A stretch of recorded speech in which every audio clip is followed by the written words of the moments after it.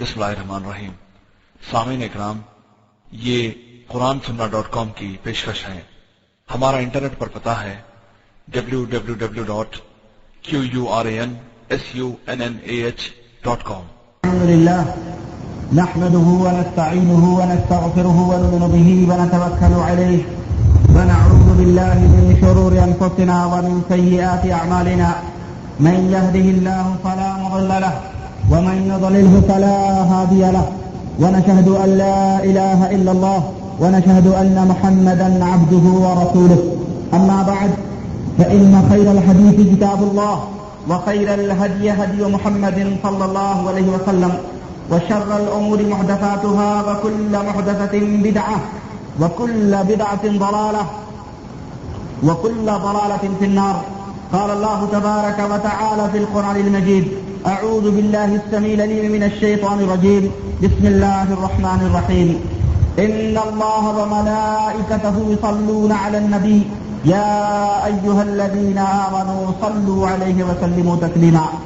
اللهم صل على محمد وعلى آل محمد كما صليت على إبراهيم وعلى آل إبراهيم إنك حميد مجيد. اللهم بارك على محمد وعلى آل محمد كما باركت على إبراهيم وعلى آل إبراهيم إنك حميد مجيد. تمام قسم کی حمد و ثنا، کبریائی اور بڑائی لائق الذیبہ ہے اس خالق ارض و سما کے لیے جس نے ہمیں اور آپ کو پیدا فرمایا، اور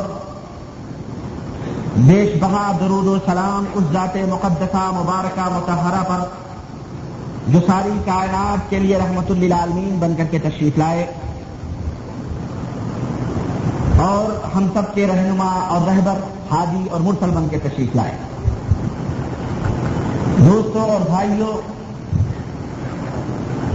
قرآن کریم کی جو آیت میں نے پڑھی ہے، اللہ وحدہ لا شریک ارشاد فرماتا ہے کہ یقیناً بے شک اللہ تعالی اپنے نبی پر رحمت نازل فرماتا ہے اور فرشتے نبی کے لیے دعائے رحمت کرتے ہیں. یا ایھا الذین آمنوا، تو اے وہ لوگوں جو ایمان لائے ہو، اے لوگوں جو ایمان لائے ہو، صلو علیہ وسلموا تسلیما، تم بھی اپنے نبی پر درود بھیجو اور سلام بھیجو. آج کے خطبہ جمعہ میں جیسا کہ آیت کریمہ کے ترجمے سے یہ بات واضح ہو رہی ہے کہ آج کے خطبہ جمعہ میں میرا موضوع سخن انشاءاللہ وحدہ لا شریک نبی علیہ الصلوۃ والسلام کے اوپر درود بھیجنے کے تعلق سے اور سلام بھیجنے کے تعلق سے ہوگا. اور ممکن ہے کہ یہ 1-2-3 خطبوں میں یہ مسئلہ میں آپ کے سامنے اچھی طرح سے واضح کروں. آپ سوچتے ہوں گے کہ اچانک میرا دھیان اس موضوع کی طرف کیوں گیا؟ ابھی تک جو موضوعات آپ کے سامنے بیان ہو رہے تھے وہ سلسلے وار بیان ہو رہے تھے. درود و سلام کے تعلق سے میرا دماغ اور ذہن اس طرف کیوں گیا؟ تو اس کی اصل وجہ یہ ہے میرے دوستوں اور بھائیوں کہ جب ایک جمعہ ختم ہوتا ہے اور اس کا خطبہ ختم ہوتا ہے تو حقیقت یہ ہے، اللہ گواہ ہے، کہ مجھے اگلے خطبے کی فکر اسی وقت سے لاحق ہو جاتی ہے. اگلے خطبے میں کون سا موضوع انتخاب کریں، کون سی چیز آپ کے سامنے بیان کریں جو آپ کے مستقبل کے لیے، آپ کی آخرت کے لیے، جس کے اندر فائدہ ہو، بھلا ہو.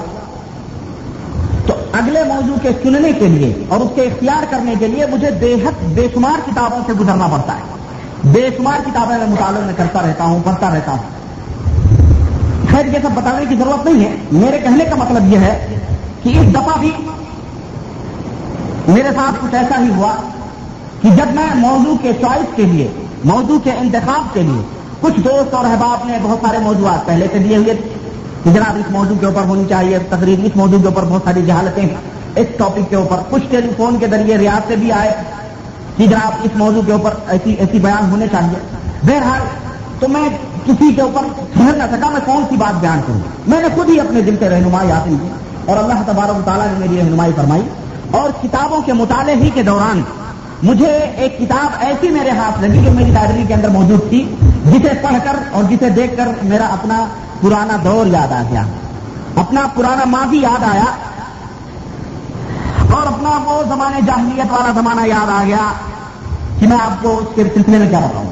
صاحب کتاب جو ہیں وہ ہمارے استاد ہیں. ان کی لکھی ہوئی کتاب پتہ نہیں کہاں سے میں نے خرید کے رکھی ہوئی تھی اپنی لائبریری میں. وہ علامہ بھی ہیں, بہت بڑے مفتی بھی ہیں, بلکہ جب وہ کتاب کا ٹائٹل میں نے دیکھا تو اس کے اوپر فقیہ ملت حضرت علامہ فلاں صاحب لکھا ہوا تھا. میں ان کا نام اس مقدس ممبر سے لینا, میں ممبر کی خود توہین سمجھتا ہوں, سمجھ رہے ہیں. انہوں نے وہ کتاب, میں نے جب اس کی گردانی شروع کی اور پڑھنا شروع کیا تو اس کے اندر مجھے عجیب عجیب سی چیزیں ملی.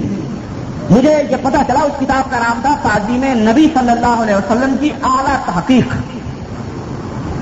تو جب میں نے اس کتاب کو پڑھنا شروع کیا مجھے لگا کہ تعظیم نبی کے نام پر حضرت مفتی صاحب نے کیا کیا گل کھلائے ہیں اور اعلیٰ تحقیق کے نام پر امت محمدیہ صلی اللہ علیہ وسلم کو کس طرح سے گمراہ کیا گیا ہے.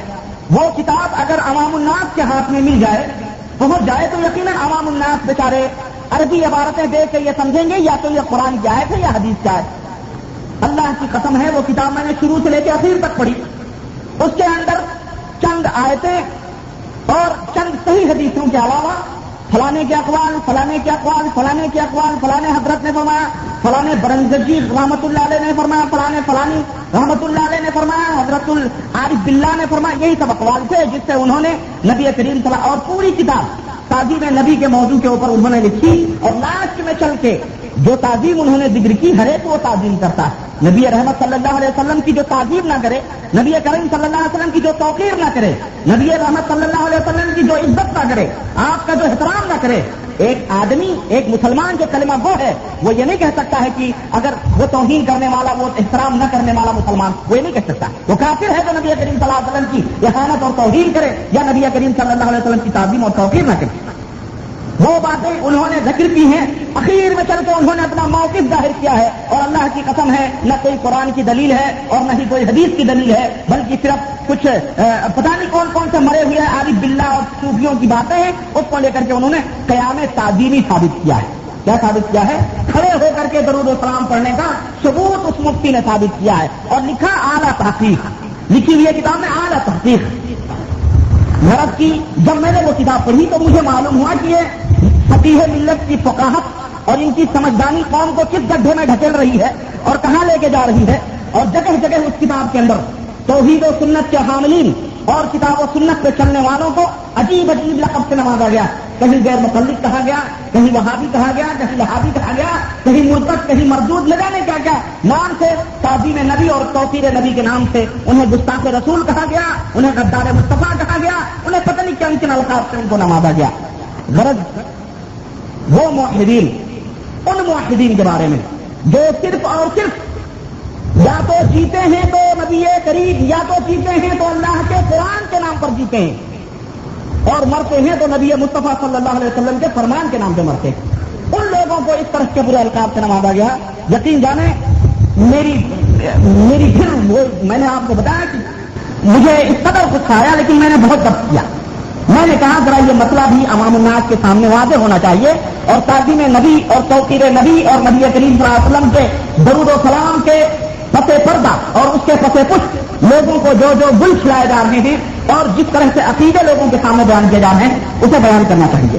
یہ مفتی صاحب خود میرے استاد ہیں, میں ان کے بارے میں کیا بیان کروں. اتنا کہہ سکتا ہوں جو نبی رحمت صلی اللہ علیہ وسلم نے اپنی قوم کے بارے میں کہا تھا کہ اللہم اہد قومی فانہم لا یعلمون, اے رب میرے اس قوم, میری ان قوموں کو تو ہدایت دے, اس لیے کہ یہ قوم جاہل ہیں, یہ نہیں جانتے ہیں کہ یہ جاہل مولوی ہیں. بیچاروں کو بریانیوں اور جو حلوے مادھو سے اگر فرصت ملے, وہابیوں کو گالیاں دینے سے فرصت ملے تو پھر جا کر کے کہیں قرآن و حدیث بچارے دیکھیں. ان کو تو وہابیوں سے فرصت نہیں ملتی ہے. اور اللہ وحدہ شریک نے سچ فرمایا تھا کہ اگر یہ قرآن بھی دیکھیں, احادیث بھی دیکھیں, تو اللہ نے فرمایا تھا کہ ختم اللہ علی قلوبہم وعلی سمعہم وعلی ابصارہم غشاوہ, کہ اللہ نے ان کے دلوں کے اوپر بھی, ان کی آنکھوں کے اوپر بھی اور سب کے اوپر ان کے اوپر مہر لگا دی ہوئی ہے. اللہ وحدہ شریف نے قرآن کریم کے اندر ایک دوسری جگہ ارشاد فرمایا کہ لہم قلوب لا یفقہون بها ولہم اعین لا یبصرون بها ولہم آذان لا یسمعون بها اولئک کالانعام بل هم اضل اولئک هم الغافلون. ایسے لوگ جو ہیں یہ مشرک, ان کے دل ہیں لیکن یہ سمجھتے نہیں ہیں. ان کے اندر دل موجود ہے، دھڑک رہا ہے، ان کے سینوں کے اندر، ان کے پہلو میں دل، لیکن یہ سمجھتے نہیں ہیں. ان کی آنکھیں ہیں لیکن یہ دیکھتے نہیں ہیں. ان کے کان بھی ہیں لیکن یہ حق بات سنتے نہیں ہیں. اولئک کالانعام، یہ جانوروں سے بھی بدتر ہیں. جانور کی طرح ہے. بلہم اضل، اللہ نے فرمایا بلکہ یہ جانوروں سے بھی بدتر ہے. جانوروں سے بھی یہ گئے گزرے لوگ ہیں. اولئک هم الغافلون، یہی وہ لوگ ہیں جو غافل ہیں اللہ وحدہ لا شریک کی دین سے، ان کی شریعت سے، اس کے احکام. یہ مشرک اور بدعتی لوگ ہیں. یہ شرک اور بدعت کے وپاری اور کافر ہیں.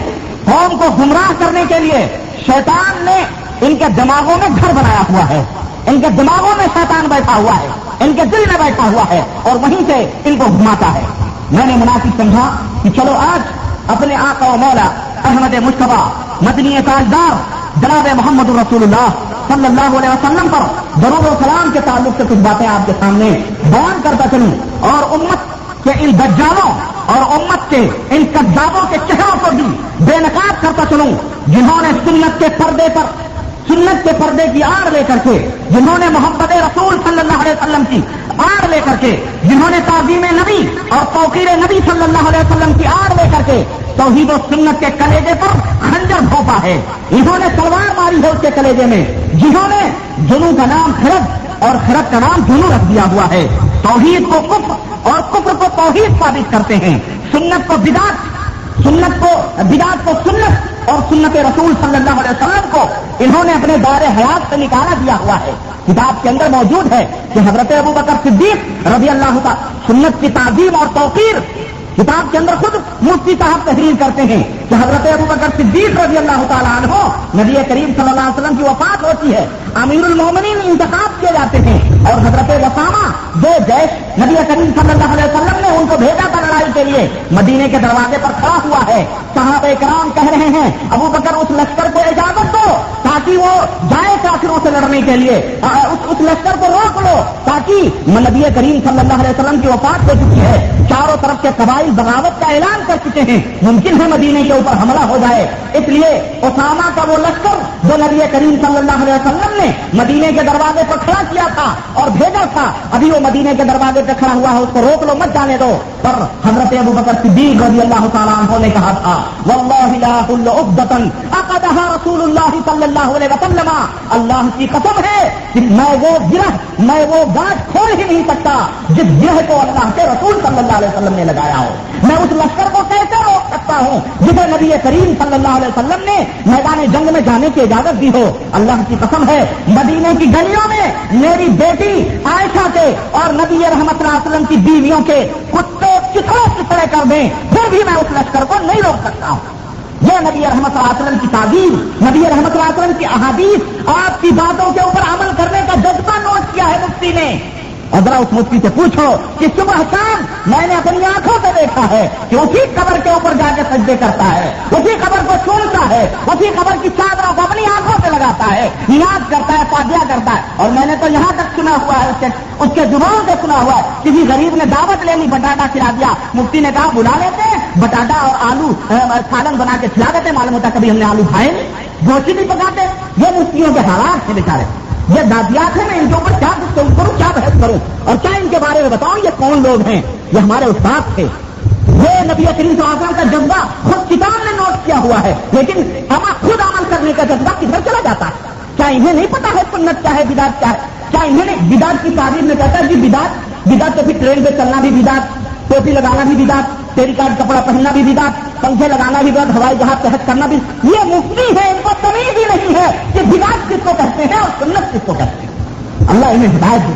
یہ فقیہ ملت کے نام سے یاد کیے جاتے ہیں. وہ کتاب میرے پاس موجود ہے، فقیہ ملت. اور میں بتاؤں گا انشاءاللہ تبارک و تعالیٰ کیسے کیسے واقعات. میرے پاس ایک اور کتاب ہے کراچی پاکستان سے چھپی ہوئی ہے، فیضان سنت. اتنی موٹی، وہ فیضان سنت نہیں بلکہ وہ فیضان بدعت ہے، اتنی موٹی ہے. میں وہ کبھی دکھاؤں گا، لاؤں گا انشاءاللہ تعالیٰ اگلے خطبوں میں. اس کے اندر تو ایسے گلشنہ اللہ کی پناہ، ایسے واقعات میں سناؤں گا، آپ دانتوں سے انگلی دباؤ گے.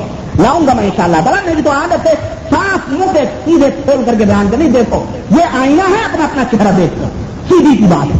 تو میرے دوستوں اور بھائیوں، یہ وہ لوگ ہیں جو جن کا دھرم ख्वाबों के ऊपर मबनी है, जिनका धर्म अफसाने, किस्से, कहानियां उनके ऊपर मबनी है। इन्होंने नबी करीम सल्लल्लाहु अलैहि वसल्लम के दीन और मजहब से हट करके एक नया दीन कायम किया हुआ है उससे बराबर, और ये नया दीन इन्हीं राफिदियों और शियों से निकला हुआ है। इन्हीं की औलाद हैं, इन्हीं की पैदावार हैं। जिस तरह राफिदी और शिये ये यहूदियों से निकले हुए हैं, यहूदियों की पैदावार हैं, इसी तरह से ये जो है इस किस्म के लोग जो बेचारे खबर परस्त और गिराज करते हैं ये मुल्ला ने, ये इन्हीं राफिदियों और शियों से निकले हुए हैं। इन्होंने टोपियां सुन्नियों वाली पहन ली, इन्होंने जुब्बे सुन्नियों वाले पहन लिए, जुबानें सुन्नियों वाली सीख ली, मिंबर सुन्नियों वालों का ले लिया, लेकिन बबातिन ये राफिदी है, बबातिन ये शिये हैं। इनके दिमाग के अंदर शैतान बैठा हुआ है, इनके ऊपर शैयत और राफिदियत गालिब है, और इसकी दलील उनकी किताबों के अंदर मौजूद है। इंशाअल्लाह मैं कभी उनको भी खोल के आपके सामने बयान करूंगा इंशाअल्लाह ताला।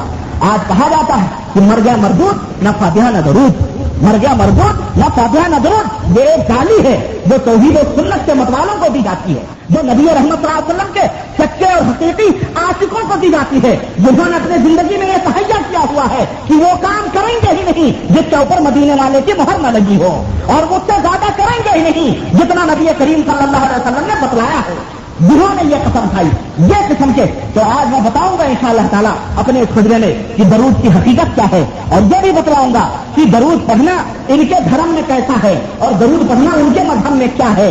बहुत जल्दी कह देते हैं कि चलो हटो, आप तो हमारे नबी को मानते नहीं, आप तो हमारे नबी पे दरूद नहीं पढ़ते, आप तो हमारे नबी पे सलाम नहीं पढ़ते, आप तो हमारे नबी का दरूद नहीं। ये ऐसा क्यों कहते हैं, ये भी मैं इंशाअल्लाह तबारक व तआला ये भी मैं इंशाअल्लाह तबारक व तआला आपको बतलाऊंगा। इन्होंने ताजीम का मतलब क्या लिया हुआ है, नबी की तौकीर का मफहूम क्या लिया हुआ है, दरूद और सलाम का मतलब इनके धर्म में क्या है, उसकी हकीकत क्या है, मैं इंशाअल्लाह तबारक व तआला इसको बताऊंगा। आइए सबसे पहले दरूद पाक के फज़ाइल में चंद अहादीस मैं आपके सामने पेश करता चलूं, और सरेदर कुछ बातें और भी बुनियादी तौर पर मैं आपको बताते चलूं कि इस मौजू के ऊपर, दरूद और सलाम के मौजू पर, जहां दीन के अंदर दीगर इबादतों के सिलसिले में बेशुमार अहादीस गढ़ी गई हैं और बेशुमार कहानियां और किस्से बनाए गए हैं, इसी तरह से हदीस दरूद और सलाम के मौजू के ऊपर भी बेशुमार अहादीस गढ़ी गई हैं, बेशुमार किस्से और कहानियां बनाए गए हैं, जिनके कुछ नमूने मैं इंशाअल्लाह तबारक व तआला अपने अगले खुतबों में पेश करूंगा। मेरी ये कोशिश होगी कि अल्लाह वहदहु ला शरीक की तौफीक से आपके सामने उन हदीसों का जिक्र करूं जो या तो सही हैं और या तो कम से कम हसन के दर्जे में, या तो सही हदीसें हैं या तो हसन के दर्जे में हैं जो सही के बाद आती हैं। इसके अलावा इंशाअल्लाह तबारक व तआला मैं अपने इस तकरीर के दौरान ना तो गढ़ी हुई हदीसों का जिक्र करूंगा, ना तो ज़ईफ हदीसों का जिक्र करूंगा, बल्कि अगर जिक्र भी होगा कहीं तो मैं इशारतन ये बात बयान कर दूंगा कि यह हदीस ज़ईफ है या यह हदीस गढ़ी हुई है, ताकि आपको इसका अच्छी तरह से इल्म हो जाए। मैं अपने मौक़िफ़ को हरगिज़ ज़ईफ, मुनकर या गढ़ी हुई हदीसों को दलील बना करके मैं साबित नहीं करूंगा इंशाअल्लाह ताला। अल्लाह वहदहु ला शरीक से दुआ है कि अल्लाह हमें हक बोलने, हक सुनने और हक के ऊपर अमल करने की तौफीक अता फरमाए। दोस्तों और भाइयों, एक बुनियादी बात शुरू में बताना चलूं कि दीन इस्लाम या शरीयत इस्लामिया हमारे लिए सिर्फ और सिर्फ वही है जो कुरान में है या मुस्तफा जान रहमत सल्लल्लाहु अलैहि वसल्लम के फरमान में है। इससे हटकर न तो कोई चीज दीन है और न ही कोई चीज इस्लाम है। अल्लाह वहदहु ला शरीक ने कुरान करीम में साफ तौर पर ऐलान किया, वमन यब्तग़ि गैर इस्लाम दीनन फलन युक़बल मिन्हु। ये दीन, ये इस्लाम जो हमने अपने नबी के हाथ में देकर के तुम तक भेजा है, इस दीन के अलावा अगर तुमने कोई दूसरी राह तलाश की, दूसरा रास्ता तलाश किया, तो वो अल्लाह के यहाँ मकबूल नहीं है, अल्लाह उसको कबूल नहीं फरमाएगा। इसी तरह से अल्लाह के रसूल सल्लल्लाहु अलैहि वसल्लम ने फरमाया, मन आमिल अमलन लैसा अलैहि अमरुना फहुव रद्दुन, कि जिस शख्स ने कोई ऐसा अमल किया, कोई ऐसा काम किया जिससे वो सवाब की उम्मीद करता है, जाहिर है कि मन आमिल अमलन, किसी ने कोई ऐसा काम किया लैसा अलैहि अमरुना, जिस पर मेरा हुक्म न है, कोई ऐसा अमल किया, कोई ऐसी इबादत करी जिसके ऊपर मेरा हुक्म नहीं है, फहुव रद्दुन, तो वो अमल क्या है, मरदूद है। वो अमल क्या है, मरदूद है। और वैसे तो दीन इस्लाम में रोजमर्रा नई नई बिदअतें गढ़ी जा रही हैं और इबादत के नाम पर नित नए ढंग اور طرح طرح کے طریقے بتائے جا رہے ہیں اور امت کے اندر پھیلائے جا رہے ہیں. لیکن اذکار جو ذکر ہوتے ہیں، اذکار اور وظائف جو پڑھے جاتے ہیں نماز میں، نماز کے بعد یا زندگی کے اندر، یہ اذکار و وظائف ہیں. خاص طور پر ان کے اندر اتنی زیادہ دعائیں شامل کر لی گئی کہ اللہ کی پناہ، جن دعاؤں کا واسطہ تک نبی کریم صلی اللہ علیہ وسلم سے نہیں ہے، ایسی ایسی دعائیں گڑھی گئیں، ایسی ایسی دعائیں، اور جو ثابت ہے نبی صلی اللہ علیہ وسلم سے اس میں بھی اپنی طرف سے ملائی گئی دعائیں، اس میں بھی اپنی طرف سے دعائیں ملا کر کے لوگوں کو بتلائی گئی. اتنی کثرت سے دعائیں گڑھی گئی کہ جو اصل دعا نبی کریم صلی اللہ علیہ وسلم نے سکھائی تھی وہ دعا کیا ہے وہ بھلا دی گئی، اور لوگوں کی اپنی بنائی ہوئی دعائیں لوگوں کے اندر رائج ہو گئی. غیر مسنون اذکار اور وظائف جو ہے کہ طرح طرح کے درود و سلام کا بھی یہی حال ہے. طرح طرح کے درود و سلام انہوں نے بنائے، اور وہ درود جو مدینے والے نے سکھائی تھی، جو نبی کریم صلی اللہ علیہ وسلم نے بتلائی تھی، وہ طاقت نسیہ کی زینت بن گئے اور خود بنائے ہوئے درود و سلام لوگوں کے اندر رائج ہو گئے. مثلا کسی کو دیکھو تو پڑھ رہا ہے درود تاج ہے، درود تاج پڑھ رہا ہے، کوئی درود لکھی پڑھ رہا ہے، کوئی درود ہزاری پڑھ رہا ہے، کوئی درود مقدس پڑھ رہا ہے، کوئی درود اکبر لے کے پڑھ رہا ہے، کوئی درود ماہی لے کے پڑھ رہا ہے، کوئی درود تنجینا لے کے پڑھ رہا ہے، کوئی پتہ نہیں کیا کیا درودوں کے نام لوگوں نے بنائے ہیں. وہ کتابیں چھپی ہوئی ہیں، ان کتابوں میں لکھا ہوا ہے یہ درود ہیکل ہے، فلانا ہیکل ہے، درود اکبر ہے، تو پنچ چورے کن چیزوں سے درود لکھ کر کے لوگوں نے گڑھ گڑھ کے کتابوں کے اندر لکھے ہیں. یہ وہ درود ہیں، یہ وہ درود ہیں جن کا کوئی بھی واسطہ نبی رحمت صلی اللہ علیہ وسلم سے نہیں. ان کے فوائد بتائے گئے ہیں اللہ کی پناہ کہ آپ زندگی بھر برائیاں کرو، کچھ کرو، یہ پڑھ لو، خلاص آپ کی مغفرت ہو جائے گی. ایسے ایسے فوائد، ایسے ایسے واقعات بتائے گئے ہیں سلسلے میں. تو جب یہ درود خود ہی بے اصل ہیں، جن کی کوئی دلیل، جن کا کوئی ثبوت نبی کریم صلی اللہ علیہ وسلم کا نہیں ہے، تو یہ فوائد کہاں سے ثابت ہو سکتے ہیں؟ جب جڑ ہی نہیں ہے تو اس کی پلئی یا اس کی جو ہے شاخیں کہاں سے آئیں گی؟ بھائی وہ خود ہی برباد ہے. اگر آپ ان درودوں کو حدیث رسول صلی اللہ علیہ وسلم کی کسوٹی پر رکھیں گے تو ایک بھی درود ایسی نہیں ہے جو نبی رحمت صلی اللہ علیہ وسلم نے جس طرح کا درود ہمیں بتلایا یا سکھایا.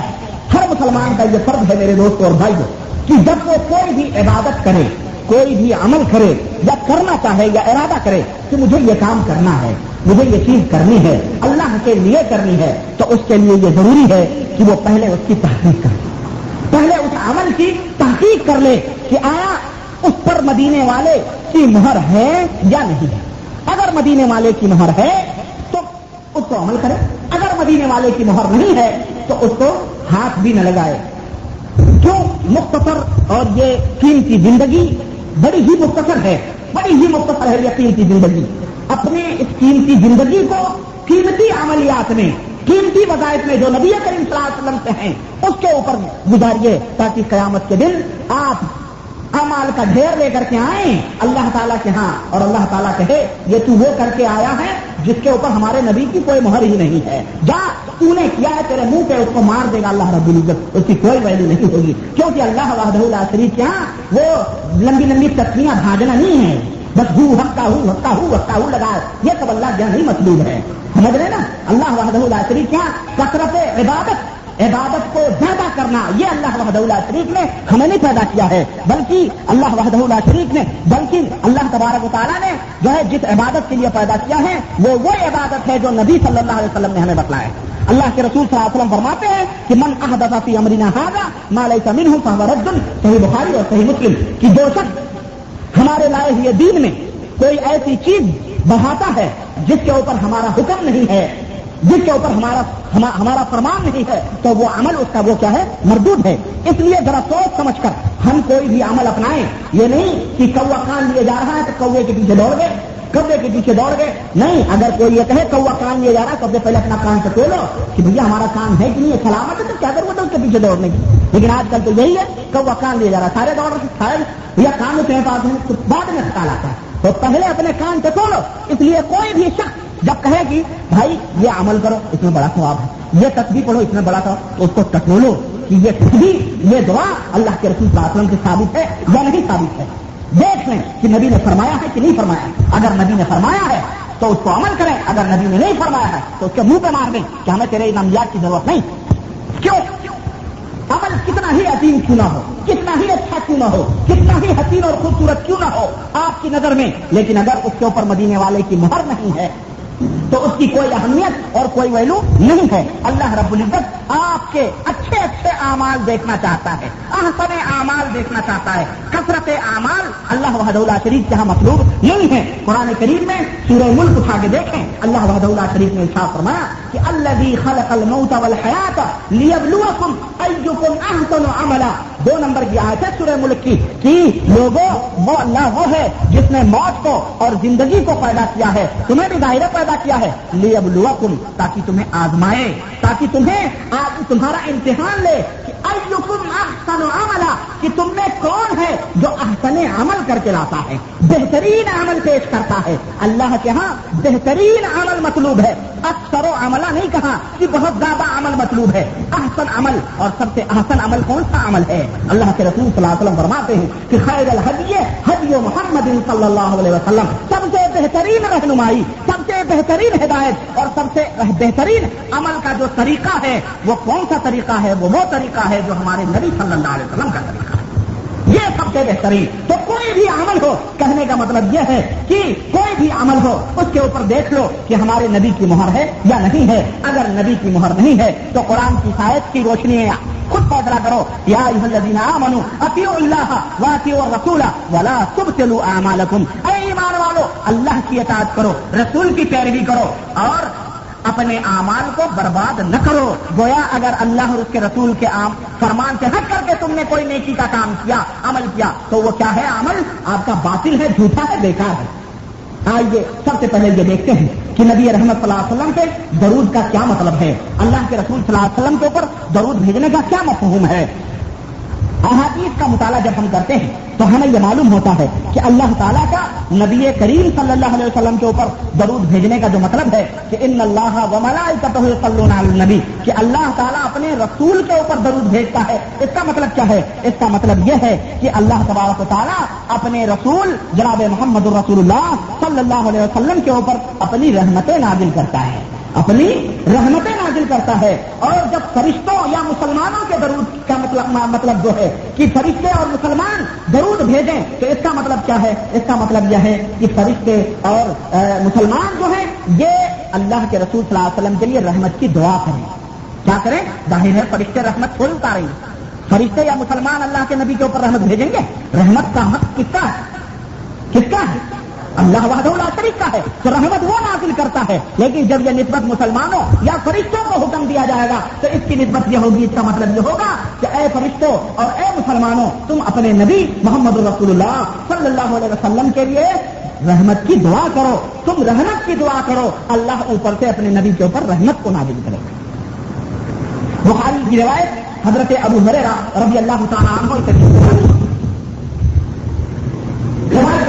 ان رسول اللہ صلی اللہ علیہ وسلم قال الملائکة تصلی على احدکم ما دام في مصلاه الذي صلى فيه ما لم يحدث تقول اللهم اغفر له اللهم ارحمه.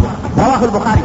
یہ حدیث صحیح بخاری کے اندر موجود ہے کہ اللہ کے رسول صلی اللہ علیہ وسلم فرماتے ہیں کہ آدمی جب مسجد کے اندر آتا ہے اور نماز پڑھ کے بیٹھتا ہے تو جب تک وہ اپنے اس جگہ کے اوپر بیٹھا رہتا ہے جہاں اس نے نماز پڑھی ہے, تو اس وقت تک اللہ کے فرشتے اس بندے کے اوپر اللہ سے رحمت کی دعائیں کرتے رہتے ہیں اور کہتے ہیں اللہ اس بندے کے اوپر رحم فرما اور اس بندے کے گناہوں کو معاف کر, جب تک کہ وہ ناپاک نہیں ہو جاتا ہے, یعنی اس کا وضو نہیں ٹوٹ جاتا ہے. سمجھ رہے؟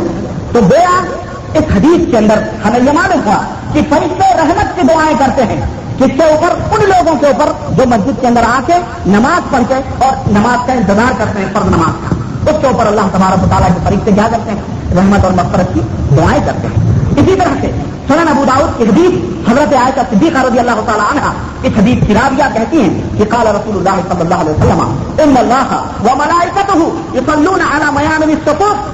یہ حدیث حسن ہے کہ اللہ کے رسول صلی اللہ علیہ وسلم فرماتے ہیں کہ سب کے, حضرت عائشہ کہتی ہیں کہ اللہ کے رسول صلی اللہ علیہ وسلم نے فرمایا کہ سب جو ہوتی ہے, سب کے دائیں طرف کے جو لوگ ہوتے ہیں, امام کے دائیں طرف کے جو سب سے لوگ ہوتے ہیں, ان کے اوپر اللہ تبارک و تعالیٰ رحمت نازل فرماتا ہے اور فرشتے ان کے لیے دعائیں مغفرت کرتے ہیں. سب کے جو دائیں طرف لوگ ہوتے ہیں, امام کے جو دائیں طرف لوگ ہوتے ہیں, ان کے اوپر اللہ تبارک و تعالیٰ رحمت نازل فرماتا ہے اور فرشتے ان کے لیے دعائیں کرتے ہیں. تو اس حدیث سے ہمیں معلوم ہوا کہ فرشتوں کے اور مسلمانوں کی نسبت جب درود کی جائے گی تو اس کا مطلب یہ ہے کہ رحمت کو طلب کرنا، لیکن جب اس درود کی نسبت اللہ کی طرف کی جائے گی تو اس کا مطلب کیا ہوگا؟ رحمت کو نازل کرنا، رحمت کو اتارنا.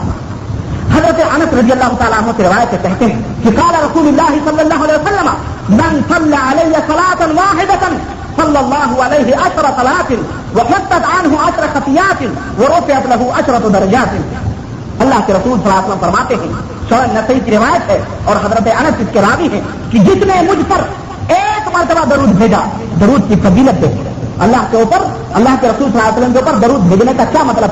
اس کی فضیلت دیکھو، کیا فضیلت ہے اس کی. اللہ کے رسول صلی اللہ علیہ وسلم نے فرمایا کہ جس شخص نے میرے اوپر ایک مرتبہ درود بھیجا، اللہ تبارک و تعالیٰ اس کے اوپر 10 مرتبہ رحمتیں نازل فرماتا ہے. ایک مرتبہ آپ درود بھیجیں، اللہ 10 مرتبہ رحمتیں نازل فرماتا ہے. اور یہی نہیں بلکہ آقا فرماتے ہیں کہ اللہ تعالیٰ اس کے درود پڑھنے کی وجہ سے اس کے 10 گناہ بھی معاف فرماتے ہیں. اللہ کے رسول صلی اللہ علیہ وسلم. اور یہی بھی نہیں، یہاں تک بھی نہیں، بلکہ اللہ کے رسول صلی اللہ علیہ وسلم فرماتے ہیں کہ ایک دفعہ درود بھیجنے سے اللہ تبارک و تعالیٰ اس کے 10 درجوں کو بلند فرماتا ہے. آپ سوچیں کتنی فضیلت ہے درود شریف پڑھنے کی. ترمذی کی روایت حضرت عبداللہ ابن مسعود اس حدیث کے راوی کہتے ہیں کہ قال رسول اللہ صلی اللہ علیہ وسلم اولى الناس بی یوم القیامہ اکثرهم علی صلاۃ. بڑی پیاری حدیث ہے، بڑی پیاری حدیث ہے. ترمذی کی روایت ہے یہ کہ اللہ کے رسول صلی اللہ علیہ وسلم فرماتے ہیں کہ قیامت کے دن جو بندہ مجھ سے جتنا ہی کثرت کے ساتھ درود بھیجے گا، جو بندہ دنیا کے اندر مجھ سے جتنا ہی کثرت کے ساتھ درود بھیجے گا، قیامت کے دن مجھ سے اتنا ہی قریب ہوگا. سبحان اللہ. اللہ وحدہ لا شریک سے دعا ہے کہ اللہ تعالیٰ ہم سب کو اللہ کے رسول صلی اللہ علیہ وسلم کے قریب سے قریب تر بنا دے قیامت کے دن، اور حوض کوثر کے اوپر آقا رحمت صلی اللہ علیہ وسلم کے ہاتھوں سے جام کوثر عطا فرمائے. آمین یا رب العالمین. بقیہ باتیں گفتگو ہماری بات چیت پچھلے جمعہ سے درود شریف کے تعلق سے چل رہی ہے، اور آج بھی الحمدللہ اسی موضوع کے اوپر میں آپ سے گفتگو خشائی کرنے کی سعادت حاصل کر رہا ہوں. پیغمبر اسلام جناب محمد الرسول اللہ صلی اللہ علیہ وسلم ارشاد فرماتے ہیں عن علی رضی اللہ تعالی عنہ قال قال رسول اللہ صلی اللہ علیہ وسلم البخیل الذی من ذکرت عنده فلم يصلی علی رواہ الترمذی. حضرت علی رضی اللہ تعالی عنہ کی روایت ہے کہ نبی کریم صلی اللہ علیہ وسلم نے فرمایا کہ بخیل میری امت میں وہ شخص ہے، میری امت کا بخیل آدمی وہ شخص ہے کہ جس کے سامنے میرا نام لیا جائے اور میرے اوپر وہ درود نہ پڑھے. اسی طرح سے ہمارے آقا و مولا جناب محمد رسول اللہ صلی اللہ علیہ وسلم ارشاد فرماتے ہیں کہ کل دعاء محجوب حتی یصلی علی النبی صلی اللہ علیہ وسلم، کہ ہر وہ دعا جس میں نبی کریم صلی اللہ علیہ وسلم کے اوپر درود نہ بھیجا گیا ہو، جس دعا کی ابتدا یا انتہا نبی کریم صلی اللہ علیہ وسلم کے درود پاک سے نہ ہو، وہ دعا اللہ کے ہاں مقبول ہی نہیں ہوتی. آپ سوچیں کہ نبی رحمت صلی اللہ علیہ وسلم کے اوپر درود پڑھنے کے یہ فضائل، اور ایک عاشق مصطفیٰ پیغمبر اسلام جناب محمد الرسول اللہ صلی اللہ علیہ وسلم کے دربار میں حاضر ہوتے ہیں جن کا نام نامی ابی ابن کعب ہے. کہتے ہیں کہ قلت یا رسول اللہ انی اکثر الصلاۃ علیک فکم اجعل لک من صلاتی. آقا میں تو ہمیشہ آپ کے اوپر درود پڑھتا رہتا ہوں، ہمیشہ آپ کے لیے اللہ سے رحمتیں طلب کرتا رہتا ہوں. آقا آپ مجھے بتائیں کہ میں اپنی دعاؤں کا کتنا حصہ آپ کے لیے خاص کر دوں. میں تو یوں تو کثرت کے ساتھ آپ کے اوپر درود بھیجتا ہوں، لیکن میں یہ چاہتا ہوں کہ دعاؤں کا کتنا حصہ، کچھ حصہ آپ کے لیے خاص کر دوں. قال ما شئت. اللہ کے نبی صلی اللہ علیہ وسلم نے فرمایا کہ جو تمہیں جتنا تم چاہو اپنی دعاؤں کا اتنا حصہ میرے لیے خاص کر لو. قلت الربع. میں نے کہا کیا 1/4 اپنی دعاؤں میں 1/4 حصہ آپ کے لیے خاص کر لوں کہ میں آپ کے اوپر اتنا درود پڑھوں. قال ما شئت. جو تم چاہو فإن زدت فهو خير لك. لیکن اگر تم 1/4 سے بھی زیادہ ہمارے اوپر درود پڑھو تو وہ تمہارے ہی لیے بہتر ہے، وہ تمہارے ہی لیے بہتر ہے. قلت فالنصف. تو میں نے کہا آقا میں آدھی دعا مانگوں گا اور آدھا آپ کے اوپر درود بھیجوں گا. قال ما شئت. آپ صلی اللہ علیہ وسلم نے فرمایا جو تم چاہو فإن زدت فهو خير لك. لیکن اگر اس سے بھی زیادہ اپنی دعاؤں کو کم کر کے میرے اوپر درود پڑھنے کو خاص کر لوگے تو وہ تمہارے ہی لیے خیر و بھلائی ہے۔ قلت فالثلثین، تو میں نے کہا 3/4 آپ کے اوپر درود پڑھوں گا اور 1/4 اپنے لیے دعا مانگوں گا۔ آپ صلی اللہ علیہ وسلم نے فرمایا کہ معاشیت جو تم چاہو فإن زدت فهو خیر لک، لیکن اس سے بھی زیادہ اگر تم میرے اوپر درود بھیجو گے تو تمہارا ہی خیر اور بھلا ہوگا۔ قلت اجعل لك صلاتي كلها، میں نے کہا آقا میں اب دعا ہی نہیں مانگوں گا، صرف آپ ہی کے اوپر درود پڑھتا رہوں گا۔ قال تفهم ويغفر لك ذنبك، رواہ الترمذی۔ آقا رحمت صلی اللہ علیہ وسلم فرماتے ہیں اگر تم نے ایسا کیا تو تمہیں دنیا کے سارے غم سے نجات مل جائے گی اور جنت میں تمہارا داخلہ ہو جائے گا اور تمہارے گناہ بھی معاف کر دیے جائیں گے۔ آپ سوچ رہے ہیں کہ نبی رحمت صلی اللہ علیہ وسلم کے اوپر درود پاک پڑھنے کے کتنے فضائل ہیں۔ میرے دوستوں اور بھائیوں، درود کی فضیلت آقا رحمت صلی اللہ علیہ وسلم فرماتے ہیں کہ صبح و شام جو شخص صبح 10 مرتبہ میرے اوپر درود پڑھے اور جو شخص شام کو میرے اوپر 10 مرتبہ درود پڑھے تو قیامت کے دن اسے میری شفاعت نصیب ہوگی، اسے میری شفاعت نصیب ہوگی۔ دوستوں اور بھائیوں، اب سوال یہ پیدا ہوتا ہے کہ درود اتنی اہمیت کی حامل، درود اتنی فضیلت کی حامل، قرآن کریم میں اللہ رب العزت نے اپنے حبیب کے اوپر درود پڑھنے کا حکم دیا، ملائکہ آسمانوں سے ہدیہ درود و سلام بھیجتے ہیں۔ تو سوال یہ ہے کہ سوال یہ ہے کہ نبی پہ کیسے درود بھیجا جائے، نبی کے اوپر درود بھیجنے کا طریقہ کیا ہے، نبی نے ہمیں وہ طریقہ بتلایا ہے یا نہیں بتلایا ہے، حبیب کبریا نے اتنی اہم بات ہمیں سکھلائی ہے یا نہیں سکھلائی ہے، کیسے نبی کے اوپر درود بھیجیں۔ آیت کریمہ اترتی ہے یا ایھا الذین آمنوا صلوا علیہ وسلموا تسلیما، اے ایمان والو ہمارے نبی کے اوپر درود و سلام بھیجو۔ ایمان والے دربار محمد رسول اللہ صلی اللہ علیہ وسلم کے اندر حاضر ہوتے ہیں، کہتے ہیں یا رسول اللہ کیف الصلاۃ علیکم اہل البیت فإن اللہ قد علمنا کیف نسلم علیک، قال قولوا اللهم صل علی محمد۔ آپ صلی اللہ علیہ وسلم کے دربار میں پہنچتے ہیں، کہتے ہیں آقا اللہ نے تو سلام کرنے کا ڈھنگ ہمیں سکھلا دیا ہے کہ جب نبی کے پاس آؤ تو کہو السلام علیکم یا رسول اللہ، ہمیں تو اللہ نے سکھلا دیا ہے، لیکن اب اللہ نے درود بھیجنے کا حکم دیا ہے تو آپ کے اوپر درود کیسے بھیجیں، آپ کے اوپر درود بھیجنے کا طریقہ کیا ہے۔ صحابہ کرام نے اپنے آقا مولا جناب محمد رسول اللہ صلی اللہ علیہ وسلم سے یہ سوال کیا۔ آقا فرماتے ہیں قولو، اے میرے صحابہ پڑھو اللہم صلی علی محمد وعلی آل محمد کما صلیت علی ابراہیم وعلی آل ابراہیم انک حمید مجید، اللہم بارک علی محمد وعلی آل محمد کما بارکت علی ابراہیم وعلی آل ابراہیم انک حمید مجید، رواہ البخاری۔ اور یہی حدیث مسلم شریف کے اندر بھی، یہی حدیث بخاری شریف کے اندر بھی، یہی حدیث سنن ابن ماجہ میں بھی، یہی حدیث سنن ترمذی کے اندر، یہی حدیث سنن ابی داؤد کے اندر، یہی حدیث سنن نسائی کے اندر، غرض سنن اربعہ میں صحاح ستہ میں کچھ 1-2 لفظوں کے تبدیلیوں اور 1-2 لفظوں کے فرق کے ساتھ اس طرح سے یہ حدیث وارد ہوئی ہے۔ یہ ہے وہ درود پاک جو نبی علیہ الصلوۃ والسلام نے ہمیں ہدیۃً عطا فرمایا ہے، اپنی امت کو سکھلایا ہے کہ میری امت کے لوگوں اس طرح سے میرے اوپر درود پڑھو۔ یہ ہے وہ ورجنل درود، یہ ہے وہ اصلی درود جو نبی کریم صلی اللہ علیہ وسلم نے ہمیں بتلائے ہیں، نبی رحمت نے ہمیں سکھلائے ہیں۔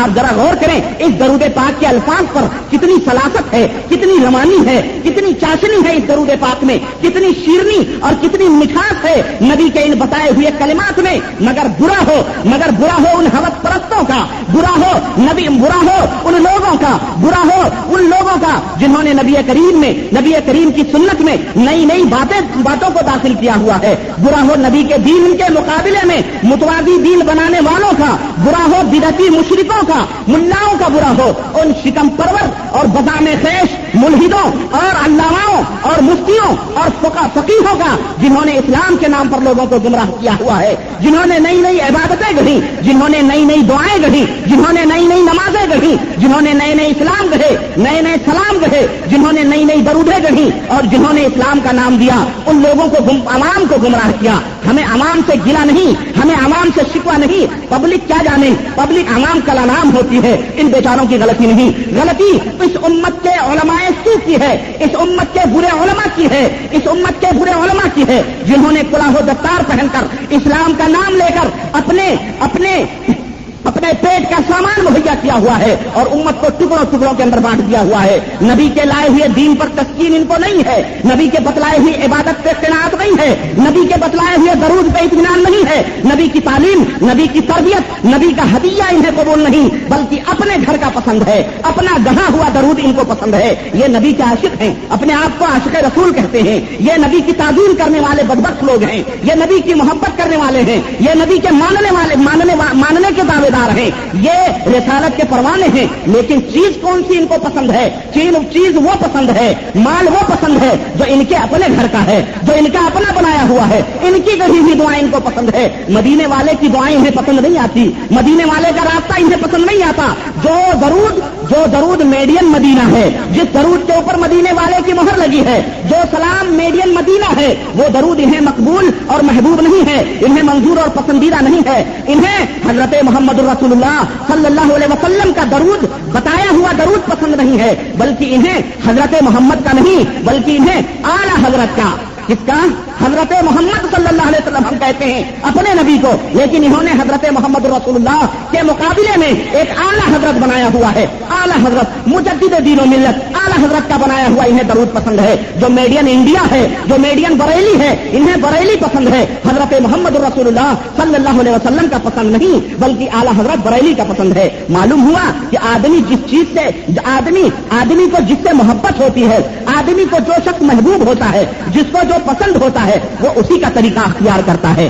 آدمی جس سے محبت کرتا ہے وہ اسی کے طور اور طریقوں کو اپناتا ہے, اسی کے نقشے قدم پر چلتا ہے, اسی کی رہبری اختیار کرتا ہے, اسی کے راستے پر چلتا ہے, اسی کی قیادت, اسی کی سیادت, اسی کی ہدایت, اسی کی رسالت, اسی کی لیاقت, اسی کی ولایت اور اسی کی نجابت, اسی کی فقاہت اور اسی کی شجاعت اور اسی کی وجاہت اور اسی کی چاہت کے اوپر اپنی زندگی گزارتا ہے. انہیں مدینۃ الرسول صلی اللہ علیہ وسلم کا دیا ہوا جو درود پسند نہیں ہے, یہ بریلی پسند ہے. تو جاؤ, تمہیں بریلی محبوب ہے, تمہیں بریلی محبوب ہے, تمہیں ہندوستان انڈیا پیارا ہے, تمہیں میڈین بریلی محبوب ہے, مجھے مدینہ محبوب ہے, مجھے مدینے والا محبوب ہے. اس لیے میں مدینے والے کا درود پڑھتا ہوں. اللہم صلی علی محمد وعلی آل محمد کما صلیت علی ابراہیم وعلی آل ابراہیم انک حمید مجید. اللہم بارک علی محمد وعلی آل محمد کما بارکت علی ابراہیم وعلی آل ابراہیم انک حمید مجید.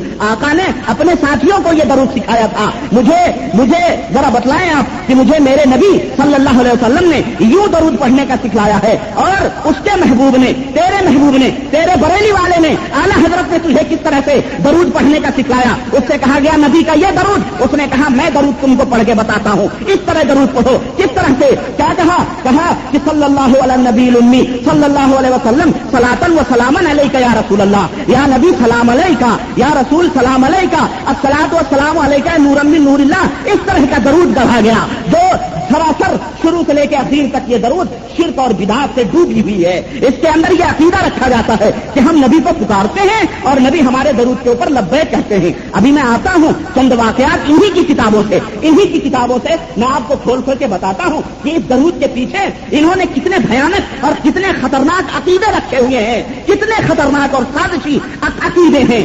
یہ گڑھے ہوئے درود, یہ گڑھے ہوئے سلام ان کو پسند ہے. کیا کہتے ہیں؟ یا نبی سلام علیکہ, یا رسول سلام علیکہ, یا حبیب سلام علیکہ, صلوات اللہ. اس طرح سے درود کس کے گا کر کے.